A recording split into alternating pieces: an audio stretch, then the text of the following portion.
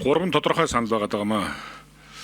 Нэгдүгээрт биднээс энэ дотоодын төсөвтэй холбоотой, тогтвортой байдалтай холбоотой, тусгай шаардлагатай холбоотой хууль тогтоомжуудаараа тодорхой хэмжээний хязгаарлалтууд хийж өгж байгаа. Энэ бол яа харахгүй бас эдийн засаг төсвийн үндсэн үзүүлэлтүүдийн хоорондын уялдааг хангаж бас энийг зөв чиглэлдээ явах үүднээс хийгдэж байгаа зүйлсүүд ээ. Гэтэл энүүндээ нийцж байгаа нэгээд асуудлаа хүндрүүлээд байгаа юмнууд байгаад байна. Энүүнийг засах талаар их тодорхой арга хэмжээнүүдийг аммаар байна. Саяын одоо энэ их хурлын гишүүд нэг хууль санаачлаад нөгөө талд нэг хэсэг гишүүд өөр байр суурьтай байгаад байгаа явдал бол буруу биш. Угаасаа хууль нь тийм нэг хоёрдугаарт тэр бүтээн байгуулалтын ажлуудыг явуулах шаардлага байна уу байна. Тэгэхээр энийг бид ярих цаг нь болцсон гэсэн үг байхгүй юу? Хин нэг буруутгах биш. Ярих цаг нь болцсон. Ярьж энийг зөв шийдэлд орох ёстой. Би бол төсвөөс гаргачих нэг шарахгүй байгаа. Хамгийн гол нь ямар шийдлийг олж энүүнийг зөв явуулах вэ гэдэг нэг ийм асуудал байгаамаа гэж. Хоёр дахь зүйл энэ гадаадын зээлийн ашиглалтан дээр бид бодохоор зүйлүүд байгаад байгаа юм. Үннийг хэлэхэд. Авч ашигласан зээлдээ хүү төлж байгаа. Авч ашиглаж чадаагүй юу эрхэн шугам нээгдсэн асуудлууд дээр шимтгэл нэртэй үндсэндээ бага одоо хувьтай хүү төлөлтөл явж байгаа байхгүй юу.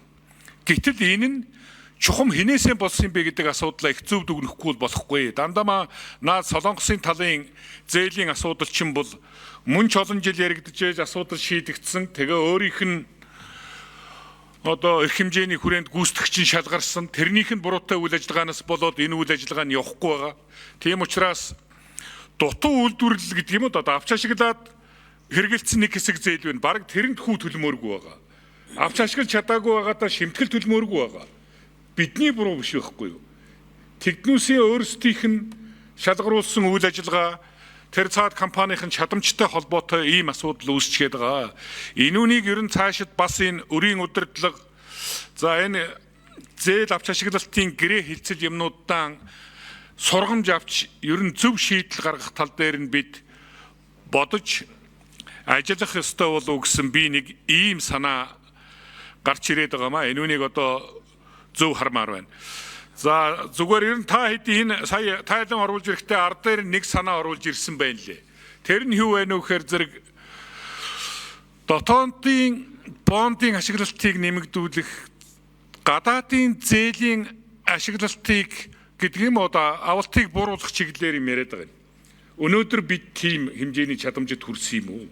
Ингийн бол эдийн засгаанд дэндүү их агшаах тухай жоохон байж байгаа боломжоо бодит салбар буюу эдийн засгийн салбараасаа төрүүлээд дотоод бондороо өөрсдөө хэмэд авчих тухай энэ бол үндсэндээ нэлээд адармаатай зүйл шүү. Ер нь би та нарын энэ өрийн стратеги чинь цаашдын барих гээд байгаа бодлого дээр нэг иймэрхүү санаа илэрхийлэгдэх гээд байгаа юм биш үсттэй. Ард дээр нь гарч ирсэн дүгнэлтэнд ийм зүйл орж ирээд болжихгүй байх гэдэг ийм санаа байгаа юм.